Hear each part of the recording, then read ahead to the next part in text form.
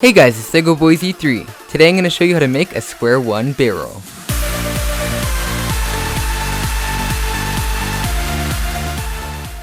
Okay, so this is going to be a very interesting mod that I've never seen before that I'm going to show you how to make today. And so the first thing you'll need is a Square-1, and as for the tools you'll need a saw, a Dremel, a belt sander, which is actually pretty important, a knife. You'll also need some super glue, some black spray paint, milliput or some other type of filler. You'll need some really fine sandpaper, and then a couple of lower grits and kind of a medium grit. And then you'll need a Square-1 sticker set, which I actually don't have yet, for stickering it up at the end. And optionally, you'll also need an uncut sticker set to just cut the stickers out of. And then finally, you'll need a little piece of thin cardboard, which I'll explain later. And so the first step of making this mod is you basically cut off everything that sticks off. So you turn the middle layer at a 45 degrees and then just saw off whatever is sticking off. So you see there. And then also, once you've done with that, the middle layers, you'll also want to do the outer layers. And so just cut it all around until you have practically an octagonal barrel. So after you do all 12 of those cuts, you'll notice a lot of the caps will be falling off. And so there'll be caps on the corners and on the centers, and so you just want to glue the caps on the corners on, and then also do the same thing with the side center caps. Just make sure those on, and make sure your Square-1 is tensioned correctly at this point, because you're not going to be able to get back to that screw at this point. Now what you'll do is you'll get out the Dremel and just turn it at very small angles so that a little bit is sticking out, and again just cut off whatever sticks out. And so just keep turning it little by little, just cutting off everything all around the cube every single time until it's basically just a perfect barrel shape. Try not to cut too much because you'll definitely be removing more later, but get as much as you can. Now to help with filling it, you're just going to want to cut off all the burrs around the pieces, and so all the little tiny like melted plastic bits inside the pieces, you're just going to want to remove with a knife. That's easy enough.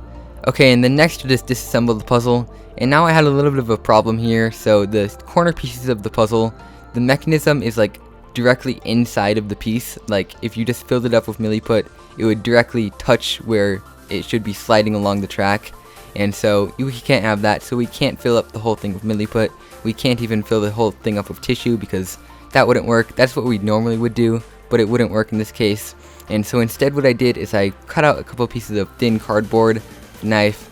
I cut little rectangles around 5/8 inches by 7/8 inches, and that seemed to fit in that little hole pretty well. And so I just put those in there, and then I began to mix up some milliput and then fill the milliput into that piece, and I kind of stuck in a screwdriver or a knife from behind, and I made sure that that little piece of cardboard stayed in place while I was pushing the milliput in. Next, for the big core piece, which I also had to fill, I got little pieces of tissue paper and just put those in there, and it doesn't really matter because there's no direct part of the mechanism underneath there, and then I just filled that up with milliput. Then once the milliput dried, I just kind of used a knife and cut off all the tiny edges just so it would turn properly. Then I reassembled it and got out the belt sander. Okay, so basically what the trick is you turn on the belt sander and hold the cube by the middle with your fingers and just let it spin on the belt sander. And what that'll do eventually is it'll just round it out perfectly into a perfect barrel shape.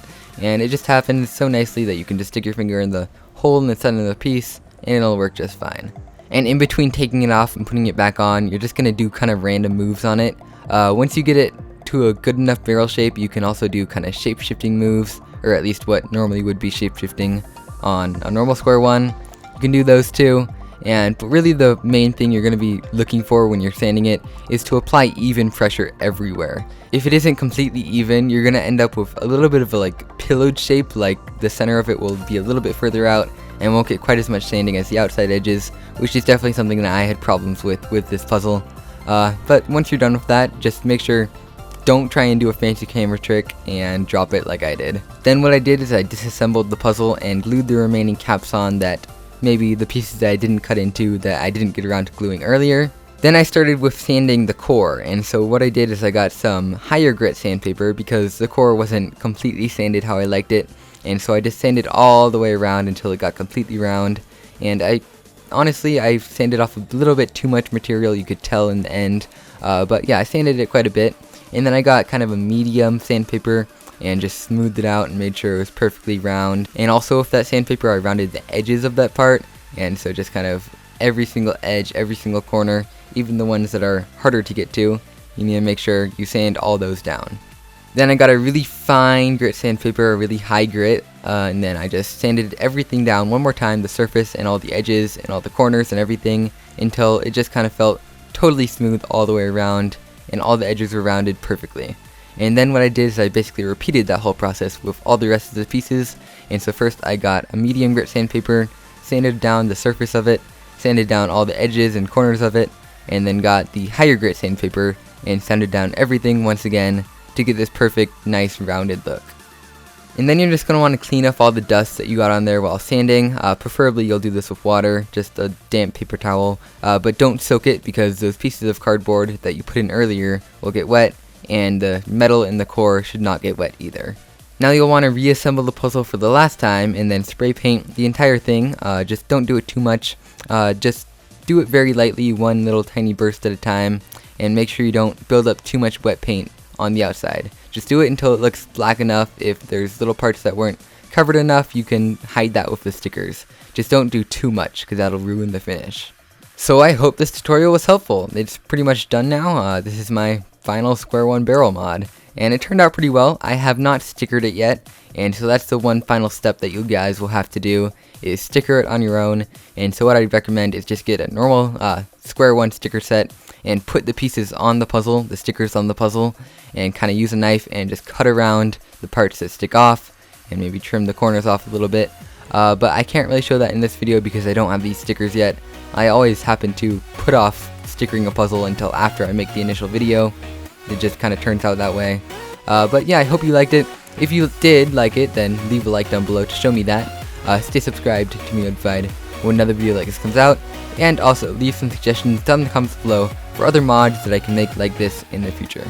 And I'll see you guys next time. Bye!